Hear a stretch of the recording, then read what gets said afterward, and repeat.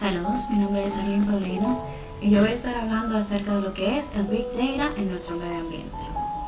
Para comenzar, me gustaría definir primero lo que son los datos. ¿Qué son los datos? Los datos no son más que una representación simbólica que sirve tanto al usuario como a la máquina para poder identificar información y procesarla. Existen tres tipos principales de datos que son los datos estructurados, los no estructurados y los semi-estructurados.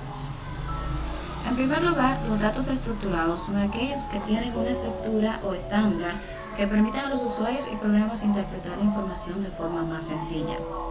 Un ejemplo de esto son las fechas, números, monedas, entre otros, que tienen representaciones estándar y son utilizados comúnmente para archivos como las hojas de cálculo. En el caso de los datos no estructurados, son aquellos que tienen un formato específico pero que no se pueden almacenar en hojas de cálculo o ser manipulados, así como los documentos en PDF, imágenes, texto, audio, entre otros. Debido a esto, no se pueden procesar de forma sencilla, ya que tienen una organización y un formato mucho más complejo que los estructurados. Algunos ejemplos de esto son las publicaciones en las redes sociales, imágenes satelitales, correos electrónicos, texto, entre otros. Básicamente, cuando se habla de datos estructurados, son aquellos que no están en un formato en específico. En el caso de los datos semiestructurados, son los que no tienen un formato en particular, sino que poseen su propio formato, como los datos de página web, XML, aquellos archivos de transacciones de datos, los archivos de log, o archivos de intercambios de datos, JSON, entre otros. Al contrario de los datos no estructurados, estos tienen características que son consistentes y definidas, pero no se limitan a una estructura rígida como los datos estructurados.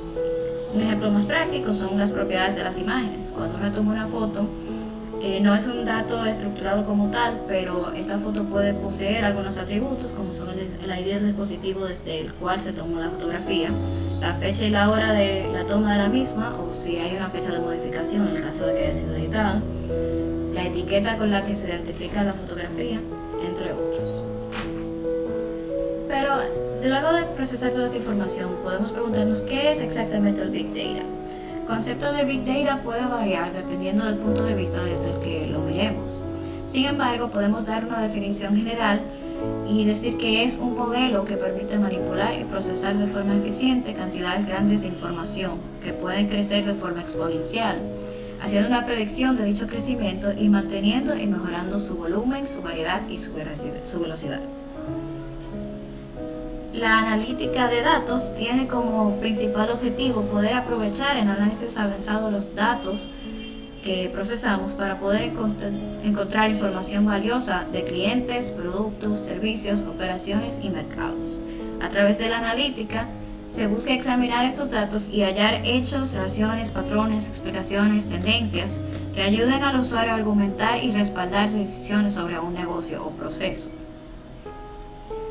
Finalmente, para concluir, me gustaría hablar acerca de las etapas donde la ética puede ayudar a la ciencia de los datos. Cuando manejamos información sobre los clientes, tenemos una obligación de mantener la privacidad y la seguridad de los datos. Es importante que consideremos que hay que usar los datos de forma responsable, respetando la confidencialidad de las personas que están involucradas en ellos y fomentando políticas y prácticas que fomentan la protección de información personal. De igual forma, es menester que eliminemos como sea posible los sesgos y la discriminación que pueda surgir aparte de los datos y de su procesamiento, minimizando resultados que puedan ser injustos o discriminatorios en los modelos que se utilicen. Hay que buscar siempre que exista una equidad e imparcialidad a la hora de analizar los datos. Tener una ética de trabajo fuerte cuando se trabaja en el campo de análisis permite que exista una transparencia e inclusión en las etapas del proceso de análisis, para que el usuario comprenda cómo está siendo utilizada su información y pueda decidir si está de acuerdo o no con su uso. Un ejemplo práctico que podemos ver de esto son los términos y condiciones que se incluyen en páginas, aplicaciones, entre otros, que le detallan al usuario cómo exactamente está siendo utilizada su información. Por ejemplo, la información que se recoge para poder poner la aplicación en funcionamiento, con quiénes se comparte esa información, si se comparte, y así sucesivamente. para que el usuario pueda sentirse incluido y entender que tiene una participación y una decisión sobre cómo se utiliza su información. Hasta aquí mi exposición, muchas gracias por su atención.